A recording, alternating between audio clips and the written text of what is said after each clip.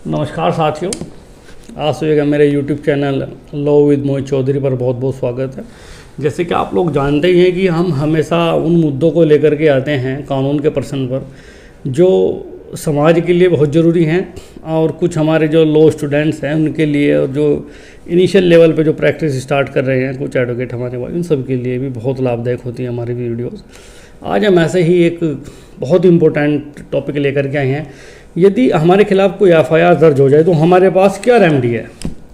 Means कुछ FIR सही भी होती हैं जो जेन्युइन होती हैं, और कुछ एफआईआर फाल्स भी हो जाती हैं जो प्रभाव में आकर के ऐसे रजिस्टर्ड हो जाती हैं। तो दोस्तों, सबसे पहले मैं आप लोगों को बता दूं, यदि कोई एफआईआर किसी व्यक्ति के खिलाफ रजिस्टर्ड हो गई है, हमारे पास सबसे पहले रेमेडी क्या है, हमें क्या करना चाहिए। देखिए, यहाँ पर मैं आपको लोगों को बता दूं, सबसे पहले तो अगर आपके अगेंस्ट कोई एफआईआर कहीं रजिस्टर्ड हो जाती है, आपको घबराना नहीं है।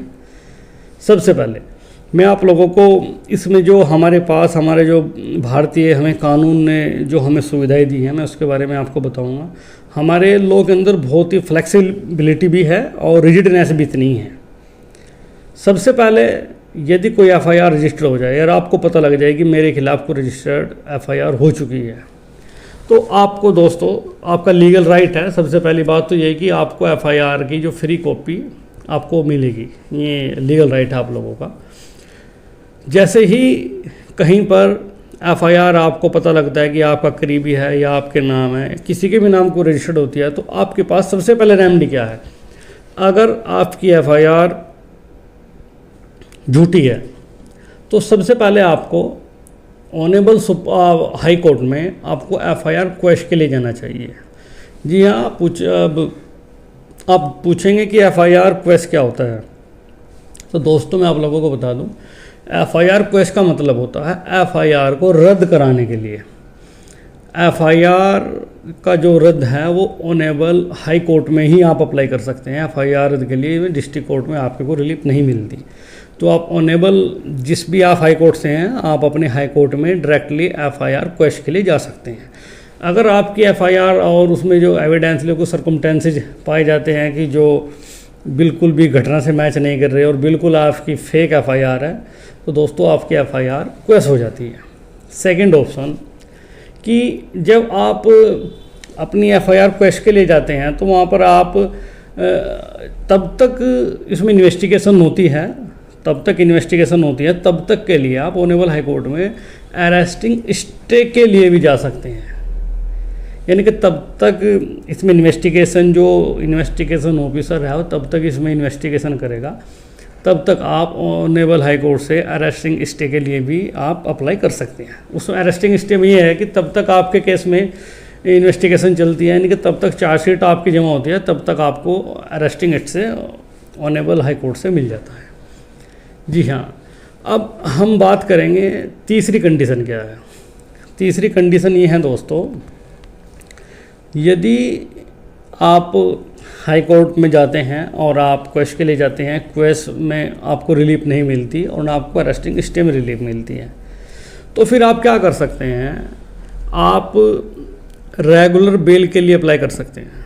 रेगुलर बेल में क्या होता है दोस्तों कि आपको कोर्ट के सामने जा कर के कोर्ट के सामने आपको पेश होना पड़ता है, और वहाँ पर जो आपका वकील है उसके थ्रू आप कोर्ट में जाते हैं और आपका वकील उसमें आर्गूमेंट करता है और वहाँ पर कोर्ट के सामने आप खड़े होते हैं।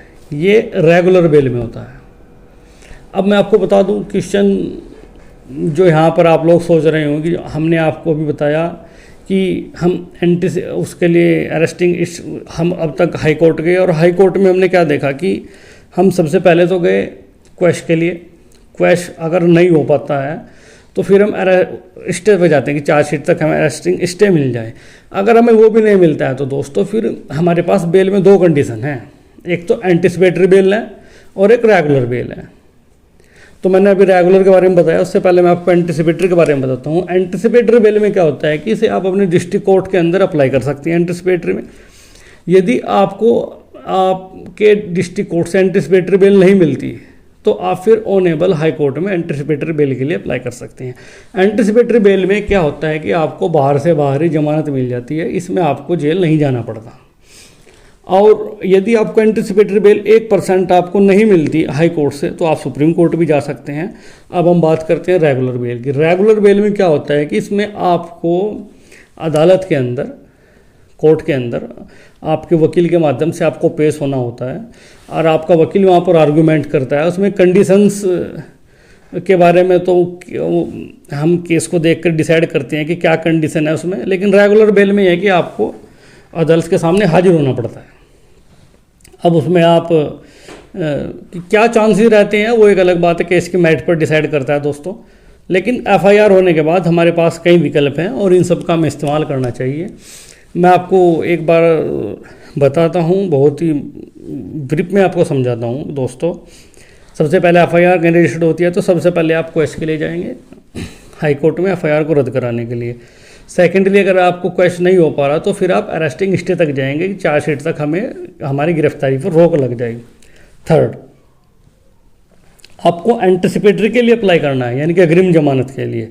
तब तक आपको, अगर आप अरेस्टिंग स्टे में जाते हैं और वहाँ पर भी आपको रिलीफ नहीं मिलती तो फिर आप अग्रिम जमानत के लिए जाएंगे। इसमें दोस्तों क्या है कि आपको बाहर से बाहर जमानत मिल जाती है, इसमें आपको जेल नहीं जाना पड़ता। ये पहले आपके डिस्ट्रिक्ट कोर्ट में लगती है, फिर हाई कोर्ट में लगती है, ऐसे पैनल के थ्रू आप चलते हैं तो फिर सुप्रीम कोर्ट में।